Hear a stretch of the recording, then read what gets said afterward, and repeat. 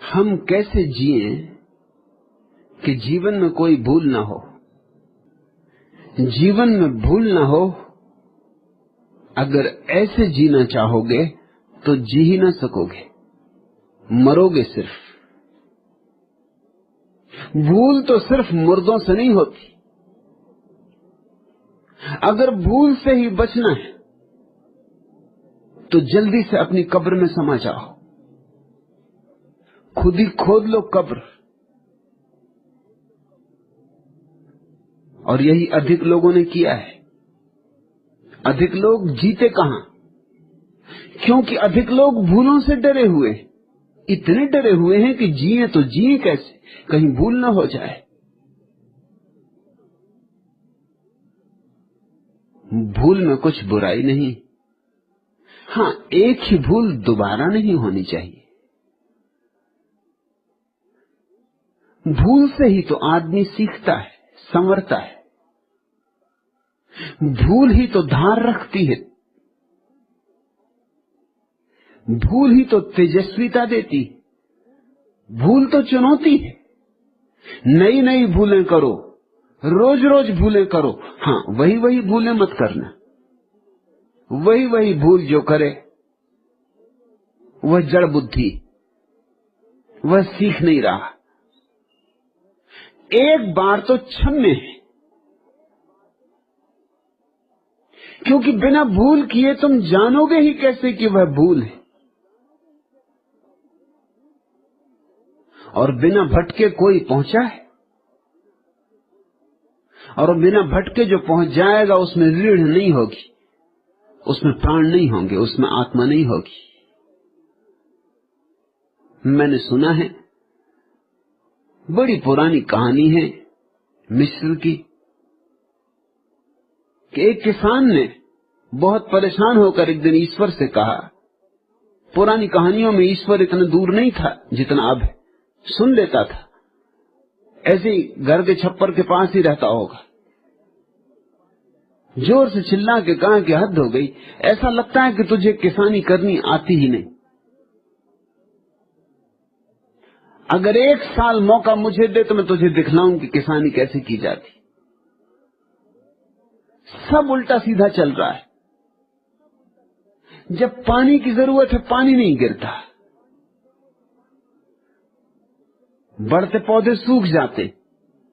जब पानी की जरूरत नहीं तब पानी गिरता है, बड़े बड़ा पौधे बाढ़ में बह जाते। और फिर कितने कीड़े, कितने मकोड़े, और कितनी टिड्डी दल, और कितना कुहासा। तुझे कुछ होश है? तुझे खेती बाड़ी का कुछ पता है? ईश्वर ने कहा तो ठीक, इस साल तू संभाल, इस साल तू जैसा चाहेगा वैसा ही होगा। किसान ने सारी योजना बनाई, जीवन भर का अनुभवी किसान था। पाले देखे थे, ओले देखे थे, तूफान देखे थे, आंधियां देखी थी, अंधड़ देखे थे, बाढ़ देखी थी, सूखा देखा था, सब देख चुका था। उसने बड़ी व्यवस्थित योजना बनाई और उसकी खुशी का कोई ठिकाना न था। जब उसकी गेहूं के वृक्ष, गेहूं के पौधे आदमी के सिर के ऊपर जाने लगे तो उसने कहा अब पता चलेगा परमात्मा को खेती कैसे की जाती। और बड़ी बड़ी बालें आई, पौधे भी बड़े थे और बड़े हरे थे। जब पानी की जरूरत थी, जितनी जरूरत थी उतना पानी उसने मांगा, उतना पानी गिरा।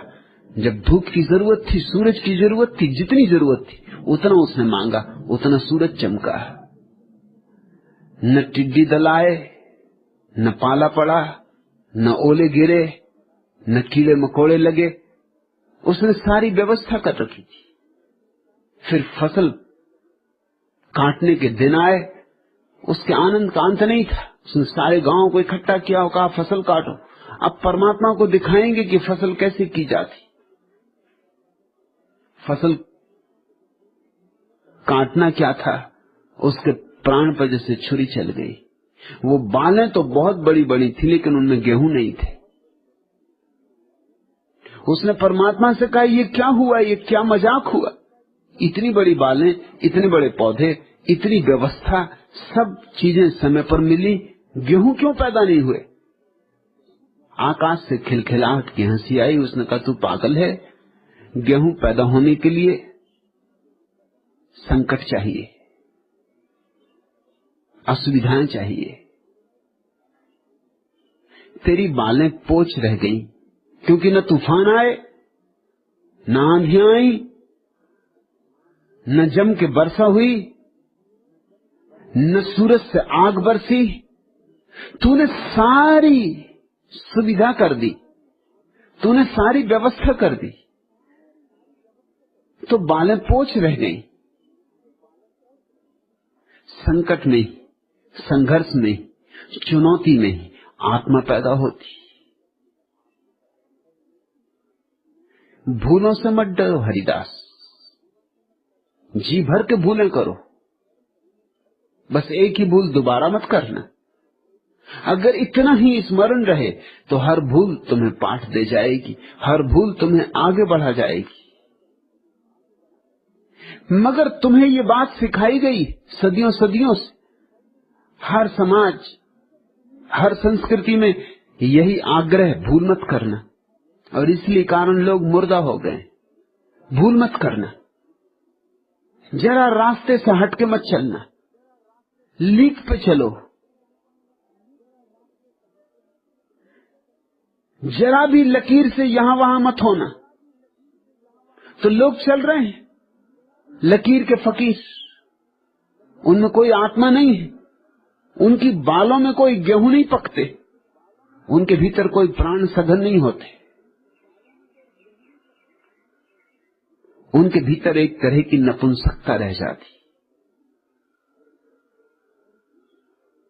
उनके भीतर बल नहीं पैदा हो पाता, पौरुष नहीं जगता। सुरक्षित, सब भांति सुरक्षित, कैसे पौरुष जगे? उनके भीतर प्रतिभा में भी जंग लगी रहती, उनकी प्रतिभा में भी निखार नहीं आता। उनका दिया भी जलता है तो धुआं धुआं, रोशनी कम।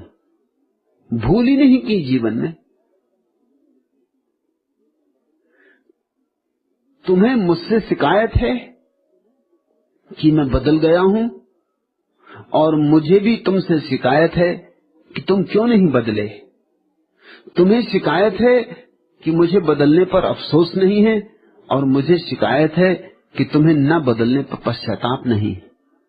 तुम्हारा कहना है कि बदलने से मेरा ह्रास हुआ है, और मेरा कहना है कि ह्रास भी हुआ है तो मेरा विकास हुआ है, लेकिन तुम जड़ हो इसका मुझे विश्वास हुआ है।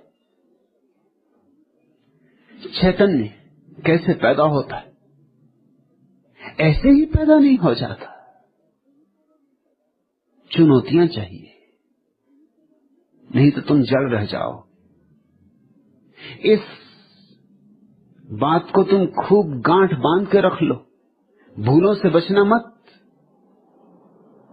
अपने को संभाल संभाल के मत चलते रहना, राजपथों पर ही मत चलते रहना, कभी कभी पगडंडियों पर भी जाओ, बीहड़ वनों में भी उतरो, जहां खो जाने का डर हो वहां भी तलाशो, जहां से लौटने की संभावना ना हो वहां भी पंख मारो। अगर जल भी गए तो भी तुम्हारे भीतर आत्मा पैदा होगी, अगर भटक भी गए तो भी तुम्हारे भीतर बल पैदा होगा। अगर मुसीबतें भी आईं तो मुसीबतें तुम्हें नुकसान नहीं पहुंचाएंगी। थॉमस अल्वा एडिसन बिजली की खोज में लगा हुआ था। 3 साल बीत गए थे प्रयोग करते करते, उसके सारे सहयोगी थक चुके थे, लेकिन वो रोज सुबह आता बूढ़ा और उसी उमंग, उसी उत्साह से फिर काम में लग जाता। 3 साल में कम से कम 700 प्रयोग असफल हो गए थे। उसके सहयोगियों का तो ख्याल था कि बिजली पैदा हो नहीं सकती, और एडिशन जिद में पड़ा है। 700 बार असफल हो गए, अब और कितने बार असफल होना है? 700 बार भूल हो चुकी, जाहिर है अब बच जाना चाहिए, अब जिंदगी इसी में खराब करने की कोई जरूरत नहीं। एक दिन वे सब इकट्ठे हुए और उन्होंने एडिशन को कहा कि अब बहुत हो गया, 3 साल खराब हो गए, 700 बार हमारे प्रयोग असफल हो गए, अब कब तक हम यही करते रहेंगे? और आपको हम देखते हैं तो हमारी छाती और बैठ जाती। आप रोज सुबह उसी उमंग, उसी उत्साह से चले आते, न उदासी, न हताशा, न निराशा। आपको पता है कि 700 बार प्रयोग असफल हो चुका है। एडिशन ने कहा मुझे पता है, इसलिए तो मेरी उमंग रोज रोज बढ़ती जाती कि अगर समझ लो 1000 गलतियां हो सकती तो 700 तो हम कर चुके, अब 300 ही बची।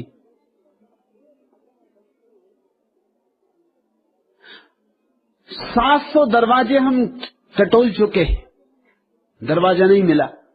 रोज दरवाजे कम होते जा रहे हैं, ठीक दरवाजा करीब आता जा रहा है, घबराओ मत। और यही हुआ। 6 महीने के प्रयोग के बाद बिजली का आविष्कार हो सका, जो कि मनुष्य जाति के इतिहास में बड़े से बड़े आविष्कारों में से एक। लेकिन अगर एडिशन भूलें करने से डरता तो यह आविष्कार नहीं हो सकता था। तुम जरा वैज्ञानिकों का जीवन उठा के देखो, कितनी भूलें करते, रोज भूलें करते, लेकिन भूलों का कोई हिसाब नहीं रखता। जब वो जीत जाते हैं और ठीक हो जाता है, बस ठीक का इतिहास लिखा जाता है। इससे बड़ी भ्रांति पैदा होती। महावीर ने 12 वर्ष ध्यान किया, बस तुम्हारे पुराणों में उल्लेख है सफलता का। 12 वर्ष क्या कर रहे थे? 12वें वर्ष सफल हुए,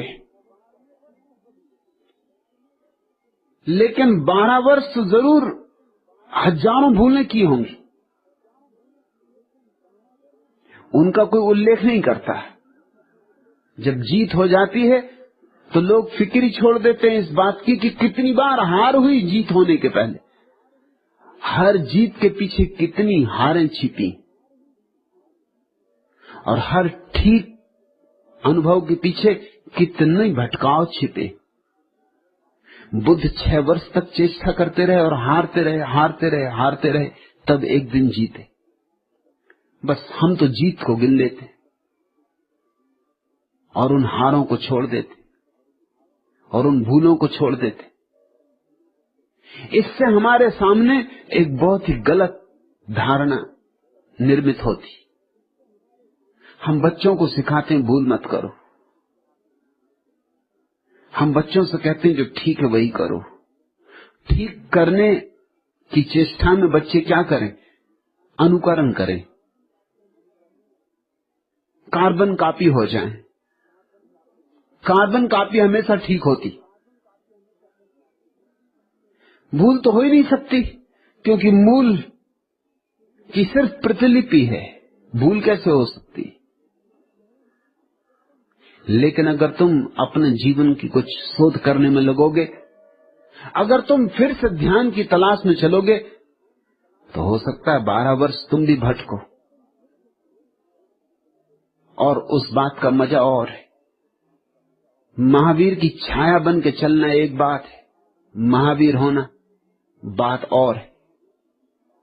मोहम्मद ने जो कहा उसको दोहराते रहना तोतों की तरह एक बात है, और मोहम्मद ने जैसे जाना उन सारी भूलों को करके गुजरना, उन सारे कंटकाकीर्ण मार्गों को पार करना, वो सारी फिसलने रास्तों की, वो गिर जाने के डर, वो बहुत बार गिर जाना, घुटनों का टूट जाना, लहूलुहान हो जाना, वो बहुत बार अंधेरी रातों में भटक जाना, बहुत बार निराश हो जाना, बहुत बार सुबह का धागा हाथ से छूट छूट जाना, वह सब जब तक न गुजरे, जब तक तुम फिर उससे न गुजरो, तुम्हारे जीवन में मोहम्मद का बल नहीं होगा, महावीर की क्षमता नहीं होगी, बुद्ध की प्रगाढ़ता नहीं होगी। नहीं हरिदास, ऐसा मत पूछो कि हम कैसे जिएं कि जीवन में कोई भूल ना हो। मैं तो कहूंगा ऐसे जियो कि जीवन में जितनी भूलें हो सके हों, सिर्फ एक भूल दोबारा ना हो। बस खूब जियो, फिक्र छोड़ो भटकने की, डरने की। डरने वाले कायर अटके ही रह जाते हैं, उठते ही नहीं। जरा सोचो, अगर छोटे बच्चे ये सोचें कि हम चलेंगे तभी जब गिरने का कोई डर न रह जाएगा, तो इस दुनिया में सारे लोग घुटनों के बल ही सरकते रहें, फिर कोई चलना नहीं हो सकता। वो तो छोटे बच्चे बड़े हिम्मतवर हैं। हरिदास तुम जैसे सवाल नहीं पूछता छोटा बच्चा कि मुझे कुछ ऐसा रास्ता बताओ चलने का कि मैं कभी गिरूं ना। बच्चा तो उठता है और गिरता है, घुटने तोड़ लेता है, फिर उठता है, फिर गिरता है, उठता ही रहता, गिरता ही रहता, उठता ही रहता, गिरता ही रहता। एक दिन खड़ा हो जाता दो पैरों के बल पर। चमत्कार है दो पैरों के बल पर खड़ा होना, क्योंकि सारे पशु चार हाथ पैरों पर चल रहे हैं। और वैज्ञानिक कहते हैं आदमी भी बंदर था और चार हाथ पैरों पर चलता रहा। जरा उन प्राथमिक बंदरों की कल्पना करो जो पहली बार दो पैरों पर खड़े हुए होंगे। बाकी सब बंदर हंसे होंगे कि ये देखो अब ये गिरेंगे सज्जन। चमत्कार है दो पैरों। सारे बंदर हंसे होंगे और बंदरों के पंडित पुरोहित और बंदरों की परंपरा और उनकी पुरानी धारणाएं, उन्होंने कहा होगा हमने ना तो कभी देखा ना सुना किसी बंदर को दो पैर से चलते। ये मूल देखो, हम कहते हैं कि विकास हुआ, बंदरों ने तो कहा होगा कि पतन हुआ, क्योंकि बंदर रहते वृक्षों पर, आदमी को रहना पड़ा फिर जमीन पर। पतन ही कहना चाहिए, ऊपर से नीचे उतरे। इसको विकास कैसे कहोगे?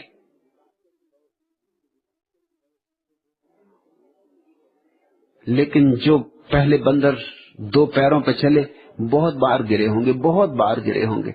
जैसे छोटा बच्चा गिरता है, उनके घुटने टूट गए होंगे, लहूलुहान हो गए होंगे, लेकिन फिर भी वे कोशिश करते रहे। उनकी कोशिश एक दिन सफल हुई। उनकी सफलता से ही मनुष्यता का जन्म हुआ, क्योंकि जिस दिन दो हाथ चलने के काम से मुक्त हो गए, उस दिन दो हाथ और दूसरे काम के लिए मुक्त हो गए। फिर हम बहुत कुछ काम कर सके। अगर चारों हाथ पैर चलने में ही लगे रहें तो कुछ और नहीं किया जा सकता। आदमी ने दो पैरों पर चलना छोड़ दिया, दो हाथ बिल्कुल स्वतंत्र हो गए। अब इन स्वतंत्र हाथों से आग जलाओ, अस्त्र बनाओ, शस्त्र बनाओ, मकान बनाओ, बैलगाड़ियां बनाओ कि हवाई जहाज बनाओ, अब तुम जो भी चाहो करो। ये दो हाथ मुक्त हो गए। इन दो मुक्त हाथों में सारे मनुष्य का विकास छिपा है। बंदर अब भी सुरक्षित है अपने वृक्ष पर, उसने भूल न करने का रास्ता पकड़ा। नहीं तुम ऐसा पूछो ही मत। मैं तो तुम्हें चुनौतियों को अंगीकार करना सिखाता हूं, तभी तुम्हारे जीवन में सुबह होगी। और जितनी अंधेरी रात होगी उतनी ही प्यारी सुबह होगी। और जितने दूर तुम परमात्मा से निकल जाओगे भटककर, उतने ही पास आने का मजा होगा। जितनी कंठ में प्यास होगी उतनी ही तो तृप्ति होगी ना। तमाम उम्र गुजारी है अंधेरों के तले, आपके दर पे ही जाना कि सवेरा क्या है। मौज तूफान की साहिल से मुलाकात न थी, आपसे मिलके ही जाना कि किनारा क्या है। सुलगती बालू में छाया है बस बबूलों की, आपकी छाए मिले फिर से सहारा क्या है। हंसे तो ऐसे खिजाओं का हाथ थाम लिया, हमने जाना कि फिजाओं का नजारा क्या है। पतझड़ों में वसंत छिपे हैं, जरा पतझड़ों में तलाशो,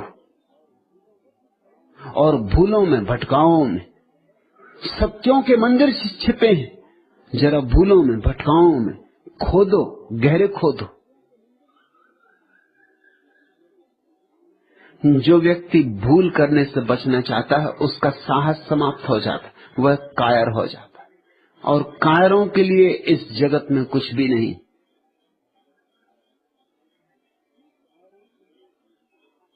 एक साहस चाहिए कि ठीक है भटकेंगे तो भटकेंगे। जीसस की प्रसिद्ध कहानी, एक बाप के दो बेटे, छोटा बेटा जुआड़ी, शराबी, वेश्यागामी, बड़ा बेटा मंदिर जाए, पूजा करे, पाठ करे,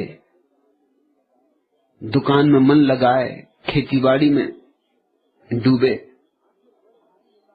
आखिर बड़े भाई ने कहा कि छोटे भाई के साथ रहना मेरा नहीं चल सकता, मैं कमाऊं और ये गंवाए, हमें अलग कर दे। तो बाप ने दोनों को आधी आधी संपत्ति बांट दी और अलग कर दिया। छोटा बेटा तो आधी संपत्ति लेके तत्काल शहर चला गया। छोटे गांव में क्या करेगा, वहां ज्यादा भूल करने की सुविधाएं भी नहीं थी। बड़ा बेटा गांव में ही रुका। अब उसने दिल खोल के धंधा किया, पूरे प्राणों से खेतीबाड़ी की, खूब कमाया, और छोटे बेटे ने शहर में खूब गंवाया। 2-4 साल में ही छोटा बेटा भिखमंगा हो गया, होना ही था।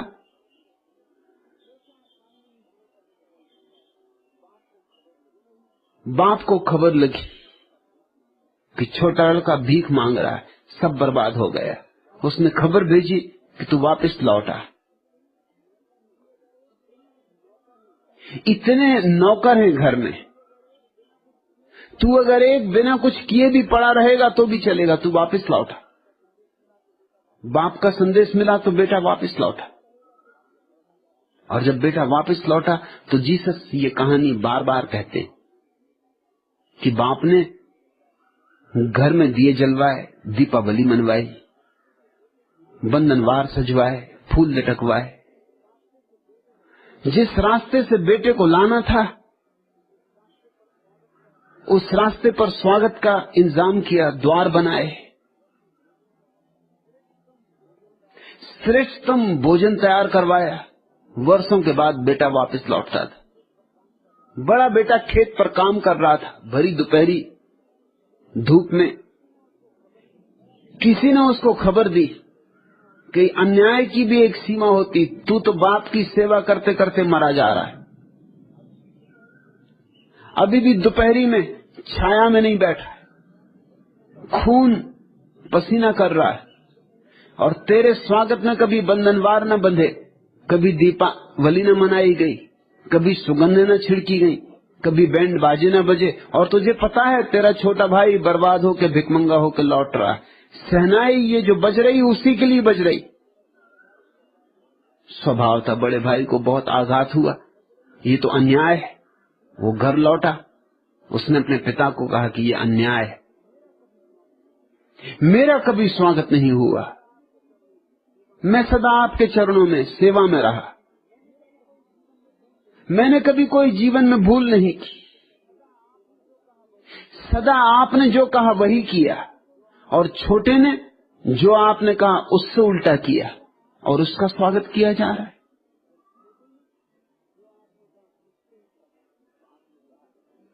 बाप ने कहा तुझे पता होगा, तुझे भली भांति पता होगा, क्योंकि तू खेतों पर रहता है, अपने पास भी भेड़े हैं, तू कभी भेड़ों को भी लेकर पहाड़ों पर जाता है, तुझे भली भांति पता होगा कि अगर कभी कोई भेड़ जंगल में भटक जाए तो गड़रिया अपनी 1000 भेड़ों को असुरक्षित छोड़कर उस एक भेड़ की तलाश में आधी रात जंगल में जाता है,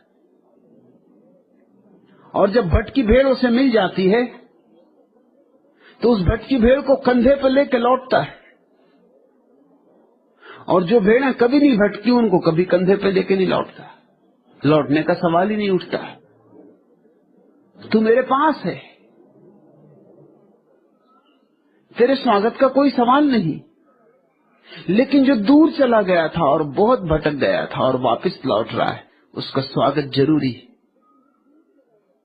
जीसस कहते थे, ये कहानी सिर्फ किसी पिता और उसके बेटों की कहानी नहीं, ये कहानी अस्तित्व की कहानी, ये परमात्मा की कहानी। यहां जो दूर जितने भटक जाता है, परमात्मा उसके स्वागत के लिए उतना ही तैयार है। क्योंकि दूर भटका हुआ आदमी कुछ कमा लेता है, कुछ जो बड़ा अदृश्य है। तुमने भी ख्याल किया होगा, जिन लोगों ने जीवन में कभी भूल चूक नहीं की, उनको अगर तुम देखोगे तुम उन्हें गोबर गणेश पाओगे। बिठा दो एक कोने में सजा के तो अच्छे लगते, और किसी काम का ना पाओगे। भीतर बिल्कुल पोच, गेहूं है ही नहीं। और जिन लोगों ने जीवन में बहुत भूलें की, बहुत भटके, बहुत ठोकरें खाई, दर दर दरवाजे दरवाजे, उनमें तुम एक तरह का बल पाओगे, एक तरह की गरिमा पाओगे, एक तरह का गौरव पाओगे। उनमें तुम पाओगे कुछ जिसको आत्मा कहा जा सकता है। इसलिए मैं नहीं कहता हरिदास कि भूले ना करो, मैं तो कहता हूं भूले करो, होश पूर्वक करो। मेरी शिक्षा बिल्कुल भिन्न है। भूले करो, जरूर करो, होश पूर्वक करो। हर भूल से सीखो और हर भूल को निचोड़ लो और उसको अपना अनुभव बना लो। तमाम उम्र गुजारी है अंधेरों के तले, आपके दर पे ही जाना कि सवेरा क्या है। तब आएगा वह दरवाजा सुबह का, जब जिंदगी भर न मालूम कितनी अमावसों के नीचे गुजारोगे। मौज तूफान की साहिल से मुलाकात न थी, आपसे मिलके ही जाना कि किनारा क्या है। कभी मिलेगा किनारा, तभी होगा मिलन सत्य से, जब तो बहुत बहुत तूफानों में अपनी नैया को छोड़ोगे और बहुत बहुत तूफानों को पार करके आओगे। बहुत बहुत खतरे डूबने के उठाओगे तो ही किनारा है। जो किनारे पे ही रहे और तूफान न जाने, उनके लिए क्या खाक किनारा है। जो तूफानों को पार करके आए, उनके लिए ही किनारा किनारा है। जिन्होंने मझधारों को किनारा बना लिया, उनके लिए ही किनारा किनारा है। जीवन सस्ता नहीं है और जीवन के प्रत्येक अनुभव के लिए चुकाना पड़ता है, कुछ चुकाना पड़ता है, कोई कीमत चुकानी पड़ती। भूलें और उन भूलों के कारण हुए दुख और पश्चाताप और पीड़ाएं मूल्य हैं जो आत्मवान व्यक्ति को चुकाना ही होगा। चुकाओ और तुम जितना चुका सकोगे उतना ही पाओगे, न ज्यादा न कम। इस जगत में अन्याय नहीं है, प्रत्येक को उतना ही मिलता है जितनी क्षमता वो अर्जित कर लेता है। मगर क्षमता कैसे अर्जित होती? घर के कोने में छिप के बैठ जाने से क्षमता अर्जित नहीं होती। और वही तुम्हें सिखाया गया, खासकर इस देश में तो यही सिखाया गया सदियों से कि कुछ भूल भर न करना। परिणाम ये हुआ कि पूरा देश गोबर गणेश हो गया है। एक कोने से लेकर दूसरे कोने तक मुर्दों की कतारें हैं, जिनमें जीवन नाम मात्र को भी नहीं। नहीं तो ये कहीं हो सकता था कि हजारों साल तक ये देश गुलाम रहे। छोटी छोटी कौमें आई, जरा जरा से लोग, जिनकी कोई ताकत न थी, क्षमता न थी, वे भी जीत गए। हूण आए, बर्बर आए, तातार आए, मुगल आए, अंग्रेज आए, पुर्तगीज आए, फ्रेंच आए, जो भी आया, इस विराट देश को क्षण भर में मुट्ठी में कर लिया। क्या कारण रहा होगा? और ये देश बातें करता है आत्मा की, परमात्मा की, और ये देश बातें करता अमृत जीवन की, शाश्वत जीवन की। लेकिन असलियत कुछ और है। देश बहुत कायर हो गया है, और कायर हो जाने के पीछे कारण क्या है? कारण है ये मौलिक शिक्षा, भूल न करना, संभल संभल के चलना, गिरना मत। अगर गिरने का डर हो तो चलना ही मत, बैठे ही रहना। बैठे रहना बेहतर है गिरने की बजाय, न चलना बेहतर है, मगर भटकना मत। लेकिन पहुंचना हो अगर कहीं तो भटकने की जोखिम उठानी ही पड़ेगी। जोखिम जीवन है।